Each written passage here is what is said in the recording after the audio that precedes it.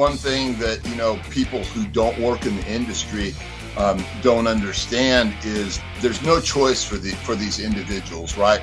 We have the ability to do whatever we deem necessary as long as it furthers a legitimate penological interest. How are you guys doing today? It's Anthony Gangi. Welcome to another episode of Tier Talk. Guys, we have a very good topic today. It was a topic that actually originated as a question that was posted up on my YouTube community.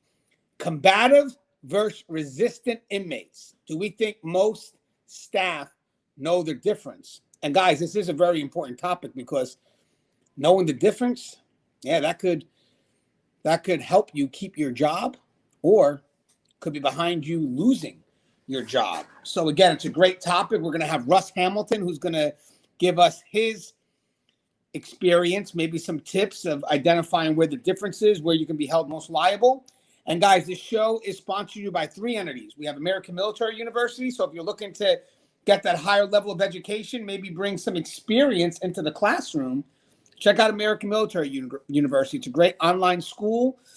They support what I do here on Tier Talk, and they also support the field of corrections. And we also have Guardian RFID.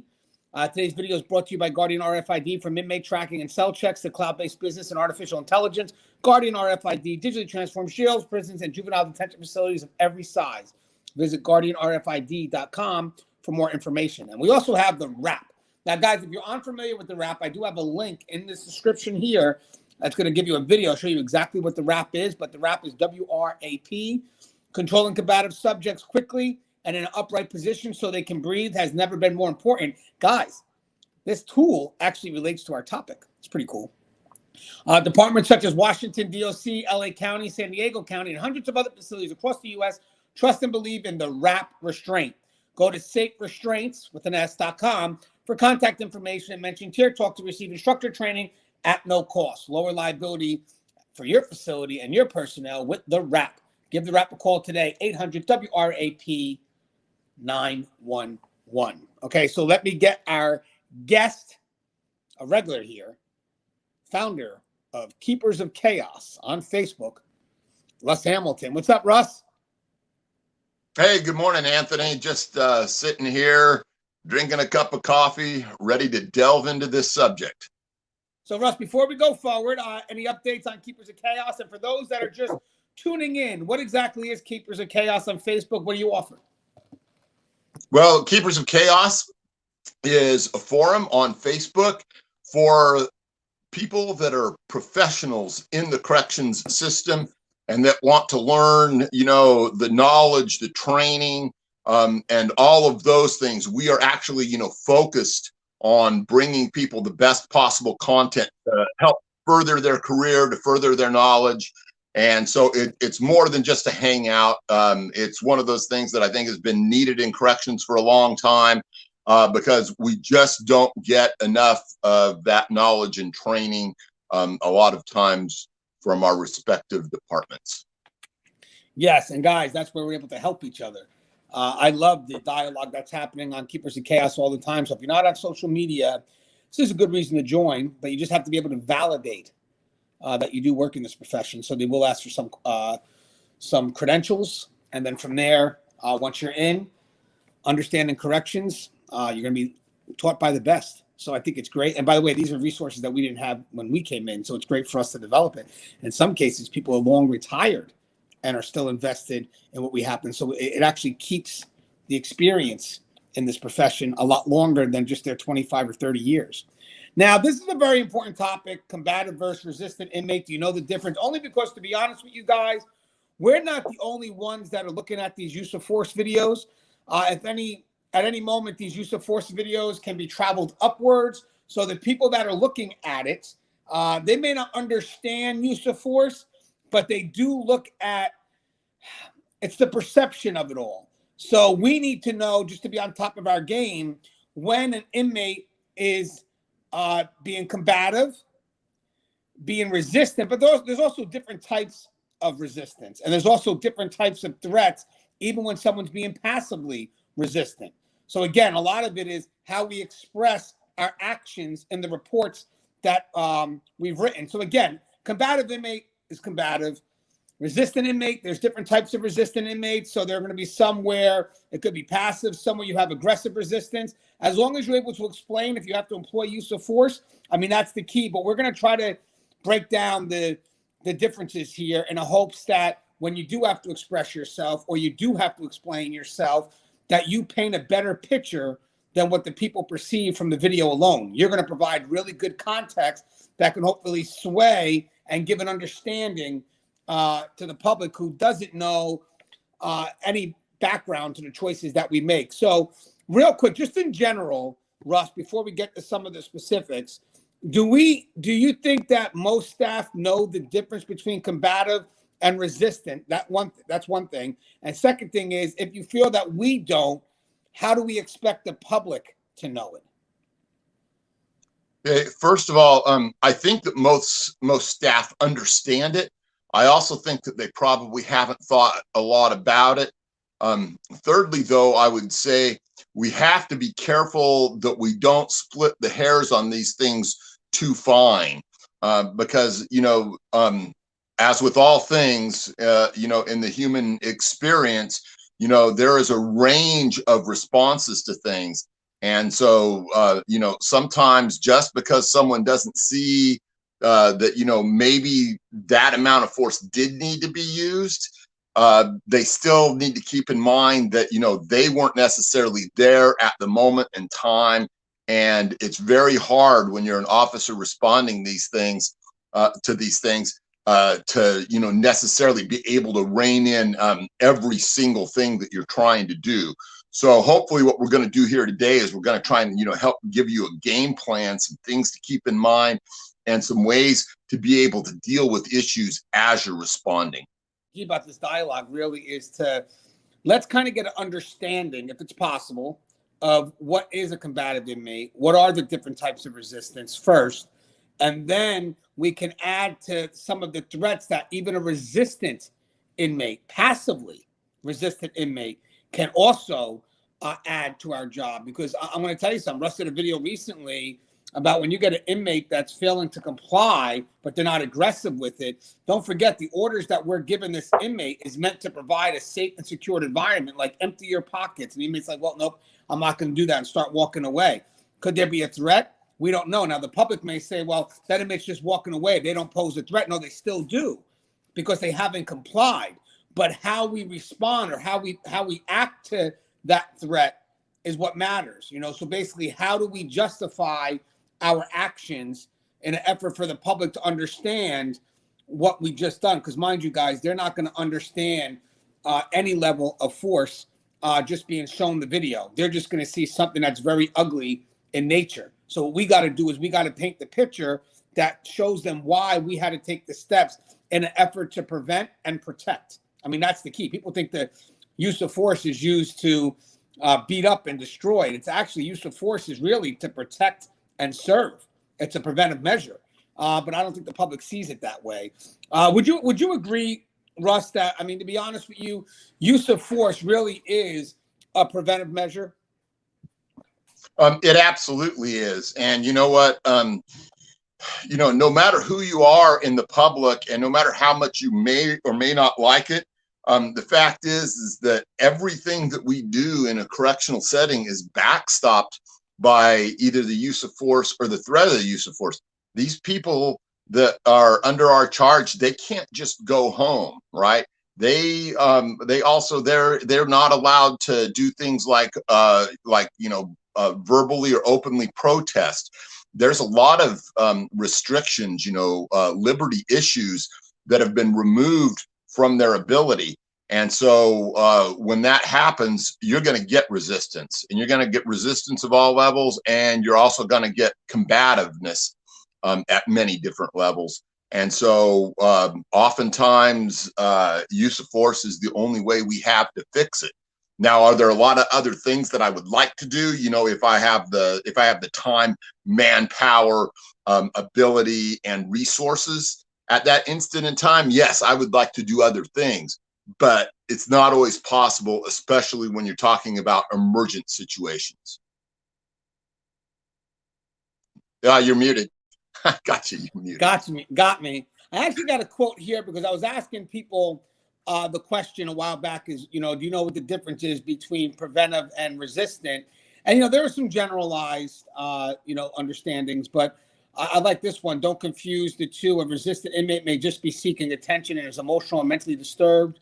Our objective is to get him secured so we can get him the help he needed. So what I would like to add to that is that when we're dealing with an inmate that, let's say, well, first off, let's explain the different types of resistance first, Russ. Obviously combative is going to be an inmate, as an aggressive inmate. At that point, Russ, would you agree if an inmate's combative, whatever we need to do at that point, the use of force, if it has to be escalated, it's pretty much justified because you've got an inmate that literally is fighting back, correct? Yeah, it's a spectrum. There's this, whole thing where you start from the resistive inmate where, no force is actually warranted on some resistive inmates, to where you go to that other end of the spectrum to the combative one. I mean, it could be all the way to possibly having to use lethal force. So the lowest one that generally that I think of as being on that spectrum is the passive aggressive resistance, where they're not talking, they're not responding to orders, they're not moving, they're just there, and they are not being cooperative in any fashion whatsoever. Right, and guys, Kaiser's mentioned something here. When we're dealing with these, even a passive resistant inmate, mind you, there's an objective that we want to get done, and usually that objective relates to eliminating a certain threat to the facility, a certain threat to us. So when you have an inmate that's being passive resistant, we get the fact that they may not immediately pose a threat, but if they don't comply with what we need, the threat can still exist. So there may be an emergent push for us even to deal with an inmate who's passive aggressive. I mean, Russ said in his video the other day is you got an inmate that's being passive aggressive, kind of walking away from you as you're trying to give orders. But let's say the key is that, I got to get this inmate stripped because I feel they have contraband, whether it's drugs or a weapon. And the inmate's like, nah, I'm not getting stripped today. I'm going to walk away from you. And, I'm just going to ignore you. And I'm going to ignore all your orders. Now think about that. Sure, they're passive, but having said that, is this person still a threat? Russ? Yeah, absolutely. One thing that, people who don't work in the industry don't understand is there's no choice for these individuals, right? We have the ability to do whatever we deem necessary as long as it furthers a legitimate penological interest. One of those things that we do all the time are searches. If we were just to let every inmate that wanted to just say, no, I'm not getting searched today, it would be a nightmare. It would be a circus. And so there is no choice. When we get ready to start a search, that inmate is going to be searched, come hell or high water. And we have to do that. We have to leverage that because it's so important to make sure that our place is free of escape paraphernalia, free of other types of contraband like drugs and drug paraphernalia, free of, potential other things like, poisons and stuff go along with that. And of course, last but not least, free of weapons. So it's not a matter of choice on the inmate's part. It's also not a matter of choice on our part. We have to conduct that search. And so that's the way it's going down. And sometimes if that ruffles a few feathers, that's just the way it is. Right. So I want to express something too. So the motive behind what it is that we're trying to get accomplished with the inmate. So let's just say this. I have an inmate that's refusing to work and they're being passively resistant. I ain't working. I ain't working. I ain't working. I don't know if that's going to warrant us to be aggressive with that inmate because, again, the context is, does the person still pose a threat because they don't want to work? No, this is just I'm trying to get the inmate in order. The inmate's not complying. And, it's kind of a little bit of a back and forth, maybe a personality concern. I don't know. But then you have other things, other motives that do heighten how passive resistant inmate can be seen. As I said, if I have reason to search you, or like Russ is saying, I have reason to believe that you have something on you. Well, you could be passive resistant, but look at the context of it all. If I had to justify the use of force, the context for the use of force of a passive resistant inmate refusing to work is a lot different than the context of a passive resistant inmate who could possibly have a weapon or some form of contraband on him that poses a threat to the facility. Would you agree with that, Russ? Yeah, we have to look at that word, context, and understand what it is that we're really trying to further there. Depending on your department and the way things are worded, being able to give an inmate a lawful order and backstop that with force is perfectly necessary. But there are orders that fall outside that idea of, furthering that legitimate penological interest and providing for and I would put this, immediate safety and security of the institution into two very different things. An inmate is refusing to work. Well, there's no legitimate penological interest in furthering the safety and security of the institution by jumping on him and handcuffing or doing any of that. That's perfectly, within the realm of, okay, you're getting the ride up. You're leaving the area, you're being sent back to your housing unit, or however that manifests itself. And correctional staff are well versed in this. We have clashes and conflicts with people who don't want to be worked or don't want to be searched or don't want to participate in a program or whatever it is. But that's why the difference is so important to know. And I think it's really important for the public to know that we understand these differences, but we also know when something really does become a threat and where we have to take that emergent, right now use of force tactic. And we're not looking to want to do it, but it's something that we have to do. Yeah, I would like to think the combative inmates, that's something that surfaced that hopefully when the public sees the video like that, they do see an inmate that's combative and they do give some respect to the staff that now it's kind of switched to the point where, yeah, I want to help this inmate, but at this point now they're a threat to me. So we're going to go to self-preservation first, which is our right to do so, because we're not expendable. Now, with that said, I think there are other situations where it definitely comes to the passive resistance side where, when you're explaining it, I wanted to get this in there. Context is key when determining the threat level of an inmate's resistance. I do think that is key. When you're writing your report and you have to justify why, you had to act and what, because here's the funny thing. When you have an inmate that's passive aggressive, and it's very smart of these inmates, bear with me on this, you got to realize something, how the public is going to view the two parties involved. So when you got an inmate that's being passive resistant, they're kind of seen as the lesser of two evils. And then you got the custody side kind of being looked at as the aggressor.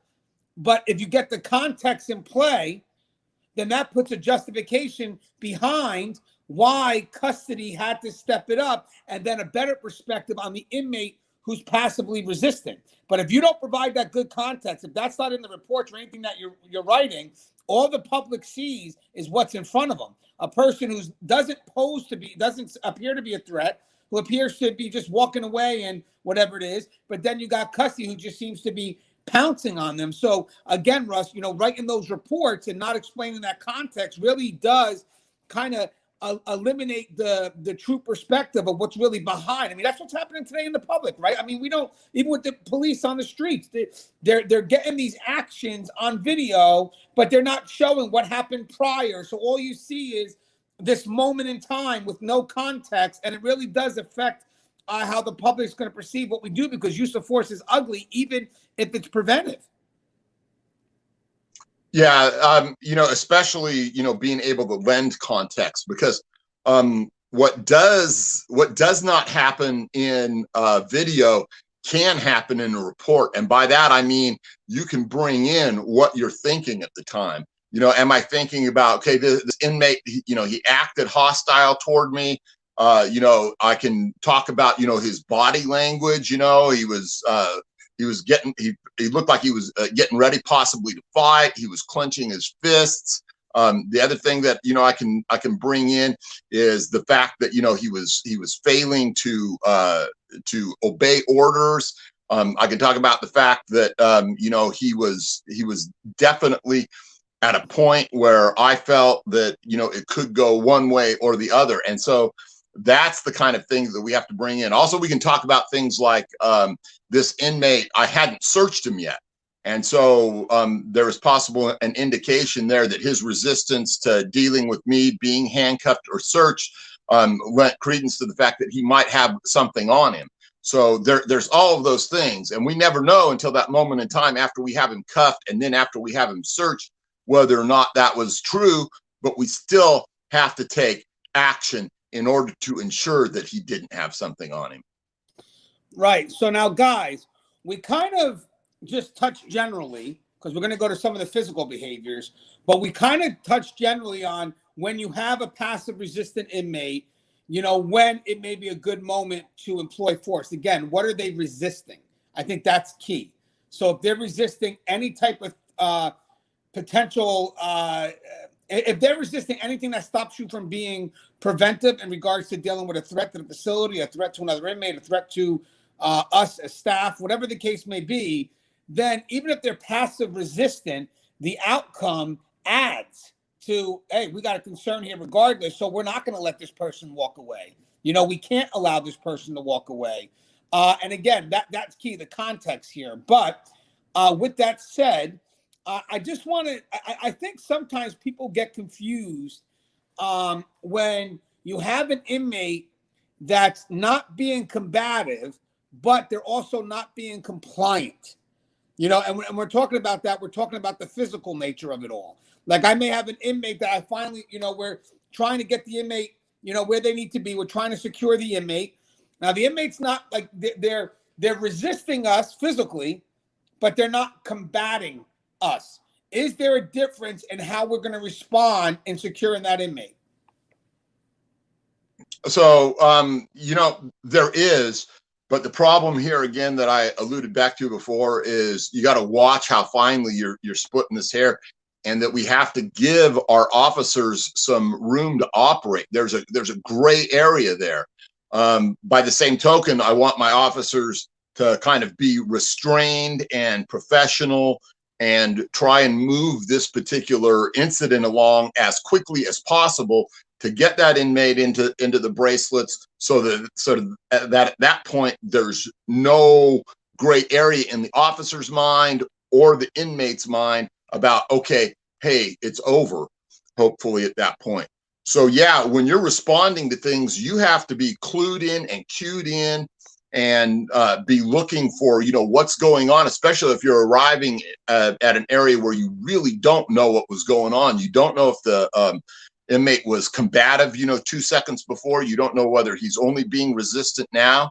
And so sometimes, you know, you might have to, you know, give those officers a little bit of room to operate.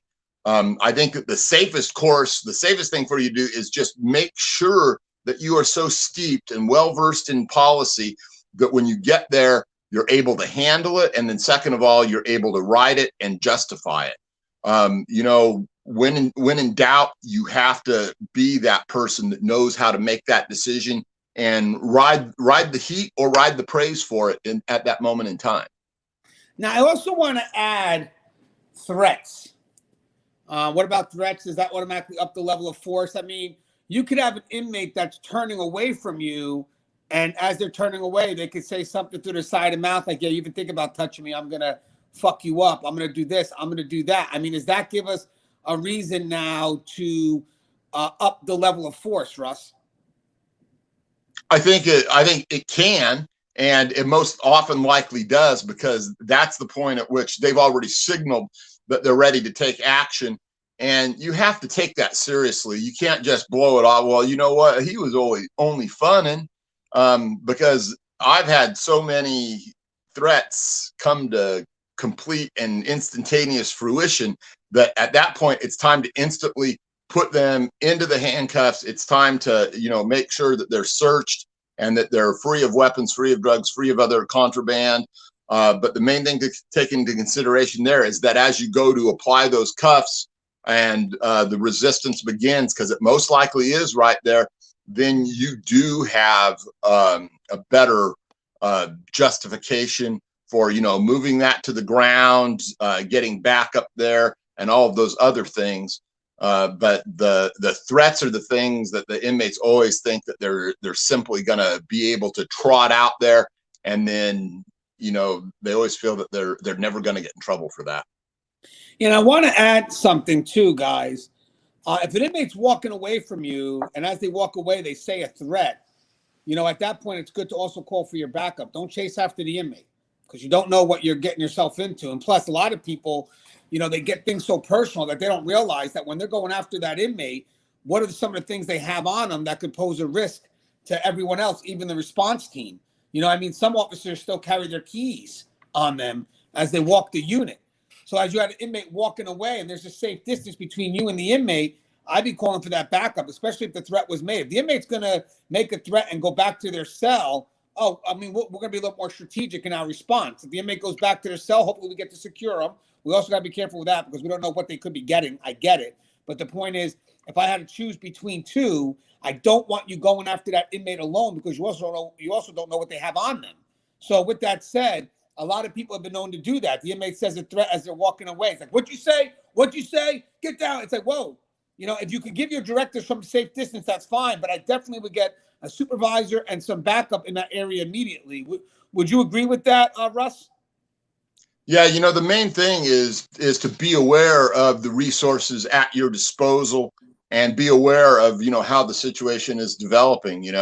One of the easiest things, depending on which department you work and whether or not they're, hip to the ways of responding to things, go ahead and, sound that alarm, put that yard down. Then that way you've only got one fool standing up.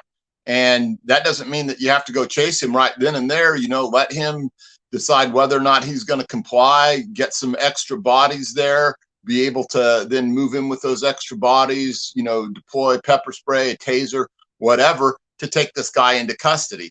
But just, be very wary of being drawn into a situation where he might be taking you towards some of his buddies. Be very wary of a situation where he's going to have the upper hand going one-on-one with you, especially if he has a weapon, a shank, a lock and a sock, whatever it is. So don't get drawn on and don't get into, that macho thing. There's maybe a time and place for that, but it's almost never. So just, be smart and be resourceful. And I'll be honest with you, if the team's already next to you and a threat like that's made and you do have the ability to respond at that moment, that justifies a response. That just definitely justifies the use of force. Obviously, once you have the people on there, let's say 4 or 5 people that are responding, obviously that's elevated the force. You should be able to handle the inmate and bring them down. But to me, once the inmate makes the threat, they're no longer passive resistant.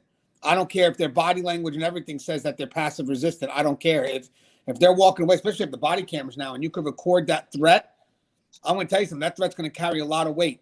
You do what you can to get that inmate to the ground because that inmate, if maybe they won't carry the threat out at that moment, but there's a potential for them to carry the threat out later on. So again, an inmate could be walking away and being passive resistant, but if they say something that threatens your well-being or the well-being of another inmate, the well-being of staff, like, yeah, that's right, man, I'm going to fuck you up anyway. Well, you just upped it now. And I would agree with that. Russ, would you agree that once the inmate says the threat, it's no longer passive resistance? Yeah, at that point, you're much more justified. Now, you might start to go after him and he might realize that he's made a huge mistake and lay down on the ground or whatever. But at that point there, if he's not following orders, I would say, now, mind you, keep in mind what your own post orders say, what your own departmental policies and procedure are. But at that point, if he's not going to comply and go into cuffs, then you're probably justified in going ahead and deploying pepper spray or taser or whatever. But like I always say, always defer back to what your department says. And maybe more importantly, what your department, has backed in the past. That's why I always say you play the particular move that you're about to put on in a smart fashion, with recognition of where your resources are and what you're able to do at that moment in time. Some agencies, no matter what they have written in their policy and procedure, they're much more sticklier about it when you actually do something. So, that's why I say always play it smart. Yeah, and guys, even if it starts off as a non-emergent situation with the inmate's passive resistant, like I said, we did before about the job and not wanting to do their assigned duty, whatever it is. But at any point, they could say a threat, and now that becomes an emergent situation. The context has changed now. It's no longer an inmate that is just not wanting to work today. It's now an inmate that doesn't want to work, but on top of the more serious concern is going to be they just threatened you now. So now, to me, the not wanting to work, doesn't matter anymore. That's going to justify why we may have had this first interaction, but it's not going to justify the use of force at this point because, again, if the team's there, you got to do what you can to mitigate that threat because if they're going to try to carry it out, whether it's now or tomorrow, we don't want that to happen. So, again, this is just more of a very quick dialogue. I guess the premise of it all was to kind of get an understanding of the context, which is really what is going to help you define your use of why it's employed, the use of force. But Russ, do you have anything you'd like to say in closing? Yeah, I would just like first I'd like to talk to the public and then to mention something to the brave men and women that are out there actually doing this stuff on the line day after day, year after year. We get out there and we get into a situation and we have to deploy force of some type, whether it's physical or whether it's, OC pepper spray or a taser or a baton or all of those things. You know what? It always looks bad. It always looks ugly. But you know what? Almost in every case, I know that I've been involved in, it's been necessary to save an inmate from himself, to save that inmate from another inmate, to save myself from being attacked by that inmate. And so, just the fact that it doesn't look good or that, that you're not comfortable with it, or the fact that, this isn't what goes on in your life every day, understand this is what goes on in our life every day. And to the brave men and women out there, you know what? Brush up on policy and procedure, get really good at actually using force, deploying force, and all of those things. And last but not least, get good at writing it and justifying it and citing directly from your department's policy and procedure and penal code and case law, all of those things that led you up to that point that you were able to justifiably and lawfully use force. Yeah, and guys, threats could also be subjective. Like a threat to me may not be a threat to Russ. A threat to an officer who constantly works out at the gym and constantly is MMA trained, they may not see a threat to me the same as they do for themselves. So there is some subjectivity to that, but that's what your report clarifies. At the end of the day, it's how you felt at that moment, and you happen to be able to justify why that use of force was used. Just be very careful, though, because if you're in this profession and you're hesitant and you're fearful, and all of a sudden the fear starts to make you biased that everything's a threat, well, eventually someone's going to turn around and say, there's a couple of situations here that you may have overreacted to. And unfortunately, this has been a pattern. So again, I love what Russ said before, too, is that it's about clarifying why this person was a threat at that moment and why that use of force had to be employed. Because the greatest concern is always going to be is that highest level of force, which starts off at the smallest level of force. That's why it's always a big concern why we have to justify it, because at any moment, I think Russ said it at the beginning, at any moment, what could start off as the smallest amount could go into the highest level. So again, being able to justify even at the smallest level is what will protect us later on at the highest level. So I thought this was a great dialogue, guys. I'm glad that Russ was able to share with us his insight and knowledge on this, because I think this dialogue like this, that does save careers. And me and Russ don't really bullet things out. We just kind of see where the dialogue goes. I know Russ got one more thought. Was it related to what I said about the perspective of a threat? No, it was more along the lines of one thing that I wanted to mention is that after we do all of this stuff, after we take the actions that we've taken and all of those things, follow through, right? I know we talked about reports, which is obviously follow through, but there's some other things. Decontamination, get the inmate, medically cleared, make sure that, if at all possible, that the inmate that you just did battle with gets escorted by someone else down to the elevator or wherever, not you, because you want to take yourself and that heat out of the situation for both of your sakes. But do all of those things so that you can make sure that, later on the inmate doesn't, come in with some massive head wound and say, hey, that happened earlier, right? We have to be on top of these things and do that follow through and do all of those things that also help us make ourselves professionally safer in that moment in time. Yeah, and again, the key is the liability. That's all it is. That's what the key is. As always, guys, the show is tipped. If you haven't, please subscribe, interact, engage, comment, hit that bell. Bell's going to notify you every time I post a video. Thanks, Russ, for coming on and sharing your insight, knowledge, wisdom, just your experience. And as always, guys, stay safe.